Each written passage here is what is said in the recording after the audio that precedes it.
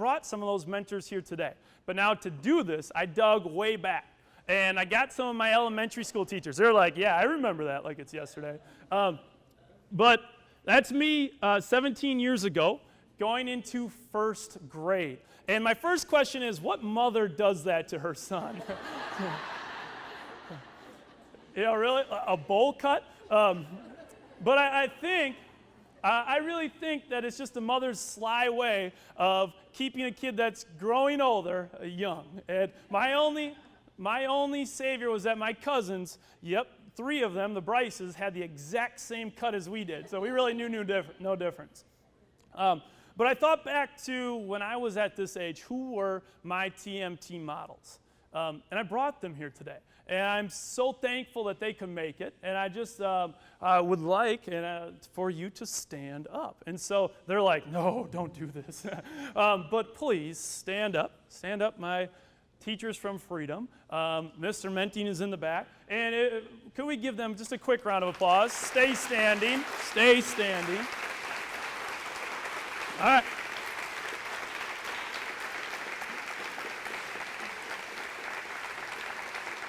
I'm just going to hold it here so we really put the pressure on them.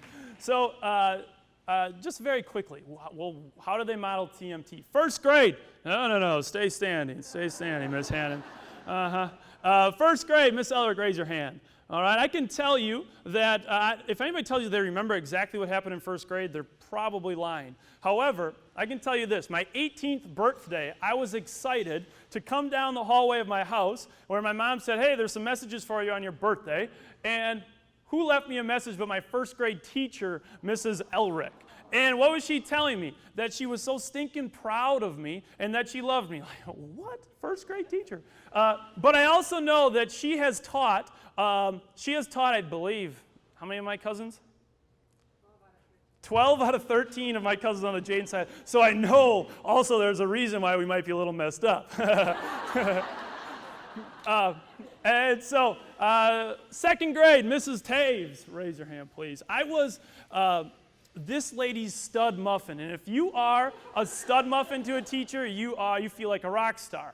And I can tell you that one of the things that I got most excited about was doing multiplication cards and racing her in the back of the room, because if you beat Mrs. Taves, you got to go to Subway.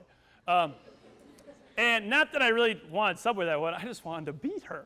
And so it was just, she was a movement lady, and I look back and I'm like, there's a reason why this probably undiagnosed ADHD kid was put in her class. But then, third grade, Mrs. Hannon. Now, as you can see with the MJ jersey in this photo, music wasn't something, and I regret in a way, that was my expertise. And Mrs. Hannon could play the six-string guitar like you wouldn't realize. And within a week, I can remember my friends, the kids that were too cool, up there belting it out, just singing away as she rocked the guitar.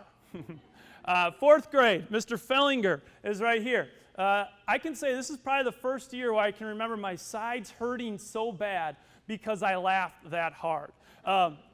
And we did this electricity unit where, you wire it and you build these cool houses, but this guy treated it like we were building a Monopoly. And I could not wait to present my little house and light up the lights, and it was terrific.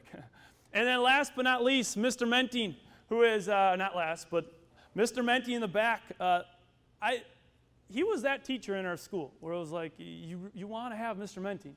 And the one thing I can tell you about this is that he is the first person that I think I really met that could look at 30 kids in the eyes and instantly tell where they were at. If they had a tough morning, if mom or dad didn't feed them, whatever it was. And he has gone through some challenges that no one should have to do, but along the way, this has never wavered. To the point that when I was talking to him on the phone before this, he said the one thing that he emphasizes and he would recommend everybody is empathy. And that's a guy that lives it every single day.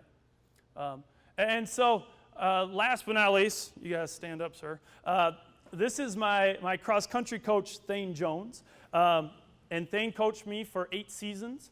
And I can tell you this much, that I have not met a more passionate person who will accept anything less than not just getting the goal or the outcome, but your absolute best. And it's with that vigor that I believe that and hope that I apply to everything and every opportunity that I have. And now as I make them stand, I promise just like one more minute. And I look at this chart. This is a chart that I grew to love the last 3 years. Our growth mindset people hopefully know what that is. But it's the results of the work by Dr. Carol Dweck. And basically, based on our beliefs about our abilities, our intelligences, and if we believe that our brain and those things are growing, a lot of times we operate in the green, where we're looking for feedback. We're willing to give our best effort, take on challenges, find feedback. But it's those days when we find ourselves in the beliefs that those things are fixed, that who we are is who we are, that the biggest fear to someone in that mindset is being exposed. Because if you are exposed in front of people that you love, that means you've come up short permanently.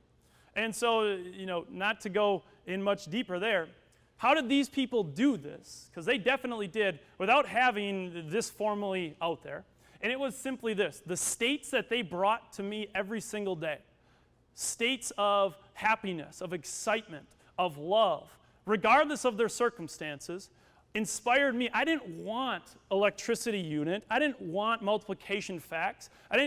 Definitely didn't want to play the guitar or probably sing, but there was something about them. I wanted what they had. I wanted the vigor. I wanted the passion, the love, the forgiveness, the patience, the excitement that came along with learning and just being a kid. And they did that for me. And I don't think that there's a bigger compliment that a kid could tell you. And I'm surrounded by colleagues that I'm looking at right now who get this all the time, that their kids want to be like them.